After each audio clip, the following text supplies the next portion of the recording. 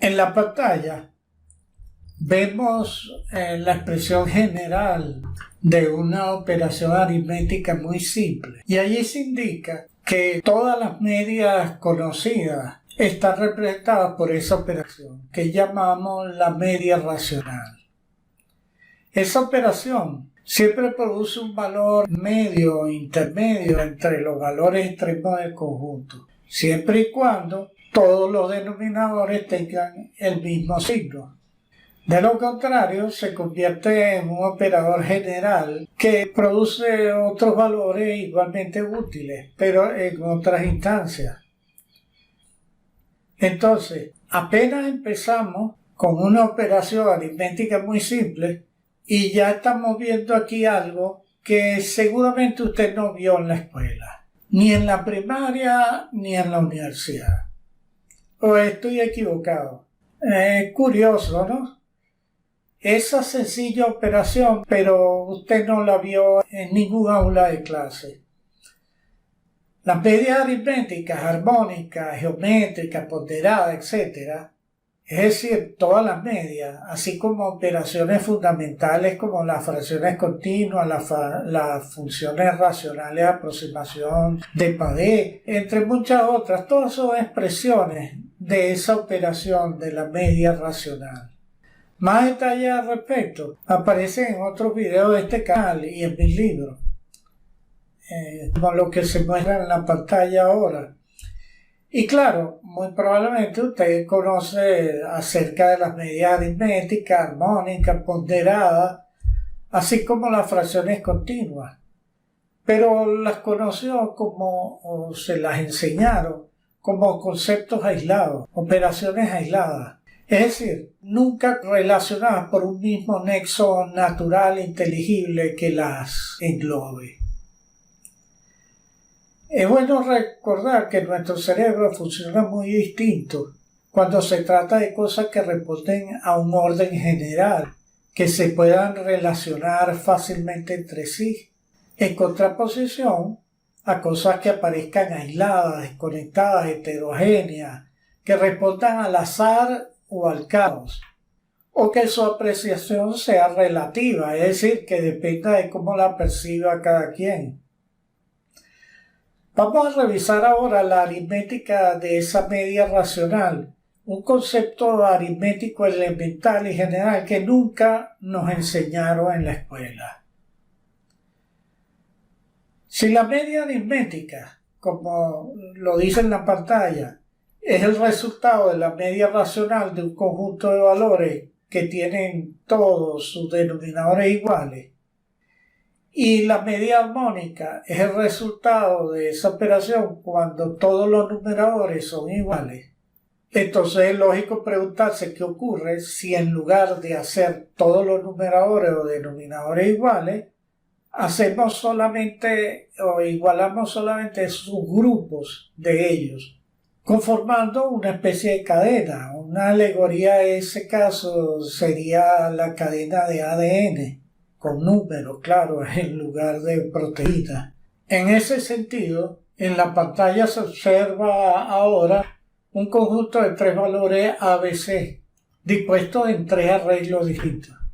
Siendo ABC números cualesquiera, modificamos entonces su forma, no su valor, para hacer una cadena o secuencia de pares de numeradores y denominadores iguales. Usaremos dos numeradores iguales encadenados a dos denominadores iguales o viceversa. Si el conjunto tuviese más elementos, entonces habría más opciones para hacer subgrupos más largos, variaciones de cadena. Pero aquí nos limitaremos a utilizar subgrupos de dos elementos. Como se ve en la pantalla, en el primero y en el último caso, primero se igualan los denominadores, los cuales se encadenan con un par de numeradores iguales a continuación. Para hacer eso, asumimos que todos los valores ABC no son divisibles entre sí. Pero si tuviesen factores en común, utilizaríamos más bien el mínimo común múltiplo para reducir el trabajo, simplificar las expresiones. En el segundo caso, en el centro, el conjunto modificado que aparece en el centro de la pantalla, se igualaron primero dos numeradores y se encadenaron con dos denominadores iguales. Una vez obtenidas esas nuevas configuraciones de los tres conjuntos cuyos valores siguen siendo los mismos, se calcula entonces la media racional de cada uno de ellos. Y la media racional de conjuntos encadenados de esa manera es lo que yo llamo la media aritmónica, porque es una especie de mezcla conceptual entre las medias aritméticas y las medias armónicas. La media aritmónica la denotamos entonces como se muestra en la pantalla, con una línea debajo de las siglas AHM en caso que la cadena comience por denominadores iguales. Y si se empieza con un par de numeradores iguales, se denota con una línea encima. Ahora observamos algo importante, que el producto de las tres medias aritmónicas es igual al producto de A por B por C. Es decir, que si el producto ABC es un número cualquiera P, entonces inicialmente tendríamos tres valores ABC que son aproximaciones a la raíz cúbica del número P, por defecto y por exceso. Y al calcular las tres medias aritmónicas, obtenemos tres nuevos valores intermedios, más cercanos entre sí, dentro del intervalo del conjunto anterior, y cuyo producto también es P. Es decir, tres aproximaciones más cercanas al valor de la raíz cúbica de P. Y ese paso se puede repetir cuantas veces se desee. Es decir, que la media racional, en su expresión particular de la media aritmónica, nos permite la construcción de un método aritmético natural de aproximación a raíces de orden superior. Un método trivial aritmético que es natural, porque no requiere de realizar tanteos de valores o chequeo de ensayo y error. Como indiqué antes, la media racional proporciona un valor intermedio si todos los denominadores tienen el mismo signo. En nuestro caso, los valores ABC los asumimos todos positivos, pero realmente no hay ningún problema con eso. En cada paso del proceso, sin importar los signos, el producto de las tres expresiones calculadas con la media aritmónica siempre es el número P, y esa propiedad es un atractor que hace que las aproximaciones siempre acoten el valor de la raíz por defecto y por exceso. En el caso que los denominadores tengan distintos signos, el nuevo grupo de valores calculados podría no mantenerse todos dentro del intervalo de valores extremos del conjunto anterior o del conjunto inicial. Pero puesto que su producto siempre es P, siempre van a acotar la raíz por defecto y por exceso. Ese caso es similar a lo que ocurre con la tangente del método de Newton. Cuando la pendiente de la curva es muy pequeña, la siguiente aproximación calculada en el método de Newton se aleja en lugar de acercarse más al valor de la raíz. Pero luego, en muchos casos, vuelve a entrar en convergencia en otra zona de la curva. Si los denominadores tienen todo el mismo signo, entonces todos los nuevos valores calculados se mantienen siempre dentro del intervalo original o el intervalo anterior, y la media racional se encarga entonces de acercar esos valores entre sí en cada paso, de manera que para nuevos conjuntos calculados el intervalo siempre se reduce. Ahora, si en lugar de utilizar los valores ABC, usamos los valores, el conjunto inicial X, X y P sobre X al cuadrado, cuyo producto también es P. En cada paso del proceso, entonces se obtienen tres expresiones que están todas en función de una sola variable, la variable X. y su producto es P. El producto de esas tres expresiones que se calculan es también P.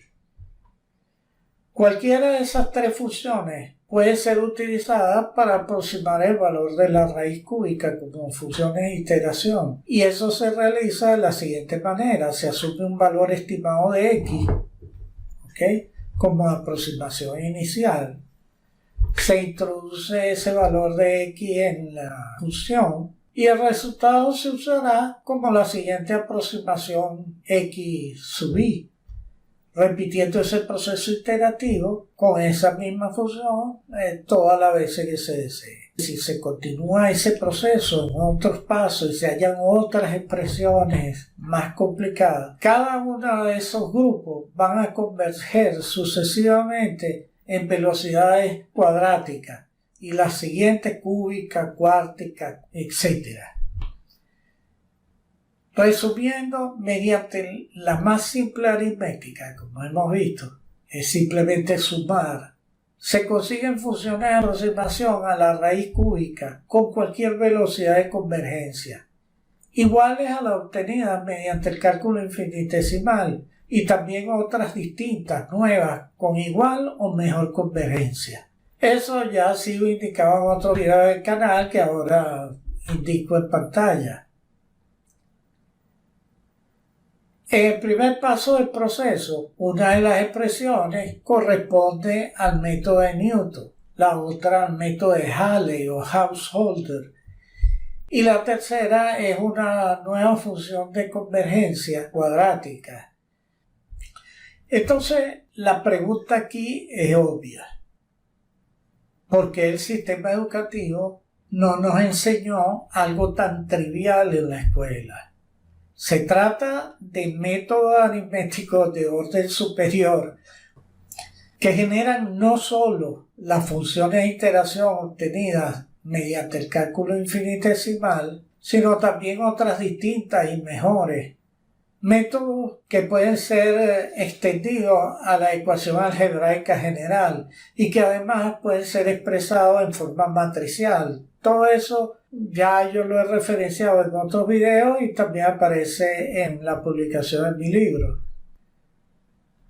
Se trata entonces de procesos aritméticos naturales, es decir, que no requieren de tanteo de valores o de chequeos de ensayo y error, como si lo requieren, por ejemplo, el antiguo método chino de extracción de raíces cuadradas o la generalización del método de Horner que nos enseñaron en la escuela.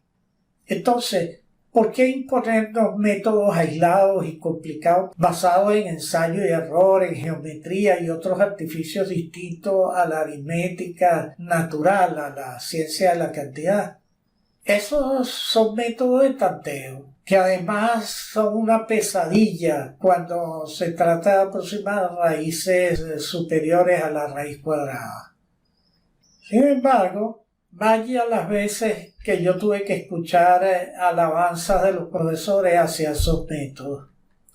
Vamos a dejar todas esas preguntas en el aire por ahora.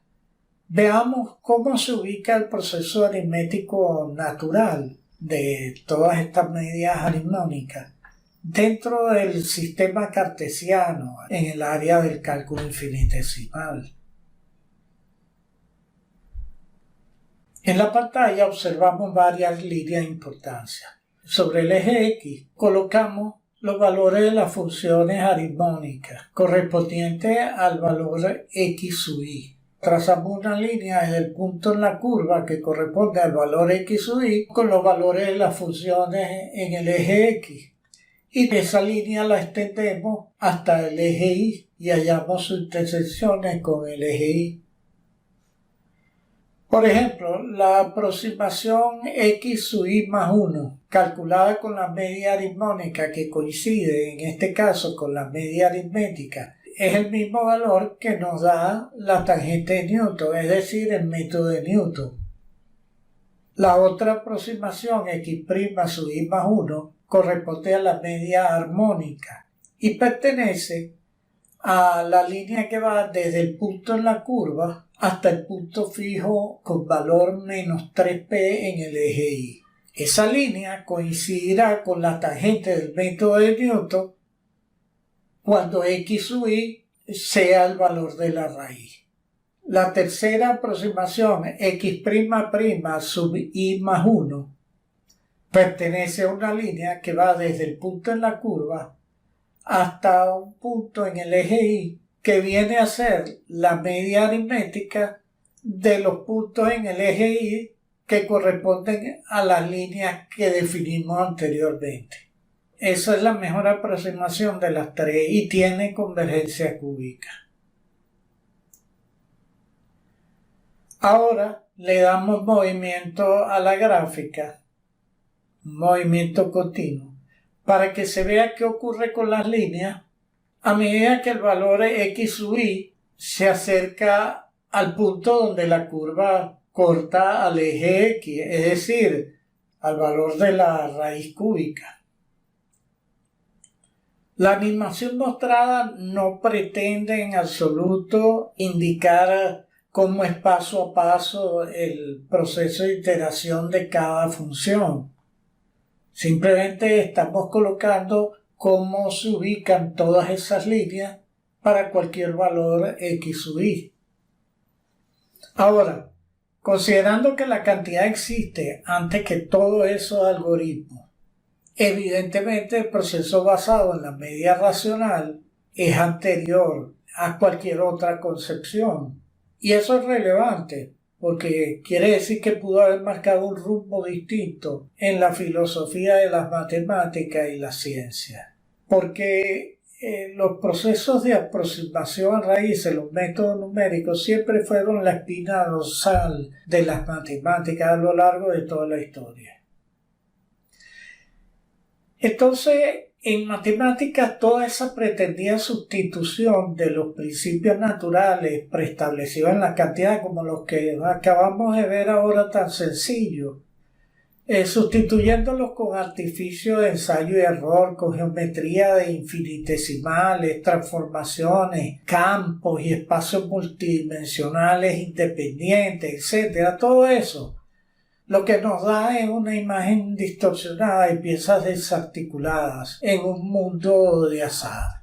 Filósofos como Frege, Cantor, Dedekind, Cauchy y Bertrand Russell y tantos otros dictan decretos con su lógica superior, nivel semidioses, acerca de conjuntos infinitos y con sus elucubraciones y premisas falsas. Todo ello lo que buscan siempre es dirigir todo hacia las multidimensiones, multiversos, hipercubos, espacio-tiempo relativo, etc., apoyados 100% siempre por el sistema educativo.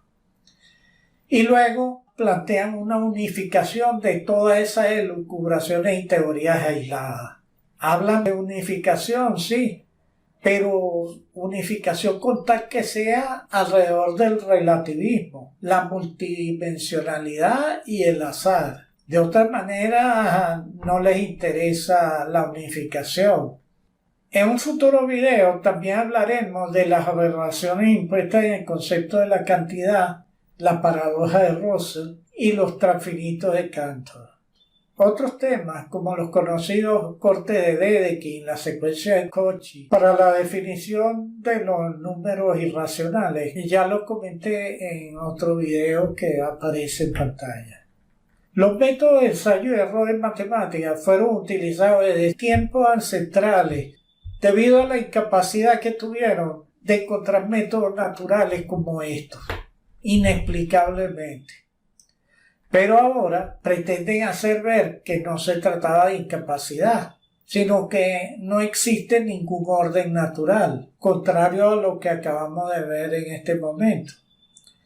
En la actualidad, la mayor manifestación de la filosofía del ensayo y error es la inteligencia artificial. La élite relativista está ansiosa, esperando con mucho gusto que este sistema contribuya a erradicar definitivamente y para siempre cualquier idea relacionada con un orden natural. Pero ese sistema de inteligencia artificial no está en capacidad de pensar o imaginar. Está limitado a crear con una base de datos específica, lo que en el idioma inglés se llamaría Data Driven Creativity. De manera que no hay que exagerar su alcance, es solo otra herramienta que, aunque muy útil para muchas actividades y no tanto para otras, nunca podrá sustituir con su lógica de ensayo y error en base de datos esa conexión inteligible y real de la cantidad que le permite al ser humano encontrar las trazas del camino hacia el orden natural. Buscar caminos preestablecidos que conduzcan hacia el orden natural es algo muy distinto a usar la lógica personal para crear caminos a tientas hacia no se sabe dónde. Es como, por ejemplo, el caso de dos personas que se ofrecen como guías para mucha gente. Gente que busca un nuevo lugar donde habitar y ya anocheciendo se encuentran frente a ellos una cuesta muy empinada con bosque y acantilado. Uno de los guías, prepotente y soberbio, empieza a escalar inmediatamente a tientas, ya que él es un genio usando su imaginación y su lógica creativa de ensayo y error, y se pone al frente como la luz que los iluminará y los guiará a todos.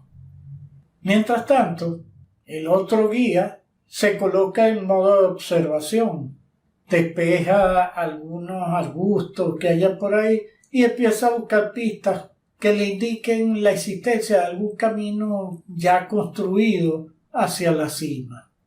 Ambos guías enfrentan la situación con dos filosofías totalmente distintas. Uno necesita la manipulación, la prepotencia y la soberbia para mantener el control de la gente, y durante el ascenso los entretiene constantemente con historietas. Al mismo tiempo, hace que otros difundan la idea y la propaganda de que él es un genio, que él los va a guiar a todos muy bien. El otro guía, por el contrario, se despoja de todo egocentrismo y deseo de manipular y controlar a los demás, porque su objetivo final no es el trayecto, sino la cima y mucho más allá. Esa es la diferencia entre esas dos filosofías. La filosofía del ensayo y el error y la filosofía de la búsqueda de un orden natural. ¿Cuál de las dos debe tener éxito? Como decía Borges, no podemos dejar de asistir al final de una historia tan geométrica. Pero al final lo que cuenta es que nadie tiene derecho a imponer una sola alternativa, una sola ruta en la búsqueda de la verdad, y mucho menos intentar manipular y controlar a la gente. Con la ayuda de todo este trabajo continuará su desarrollo con publicaciones, libros en este canal y seguramente en muchos otros. Muchas gracias y saludos cordiales.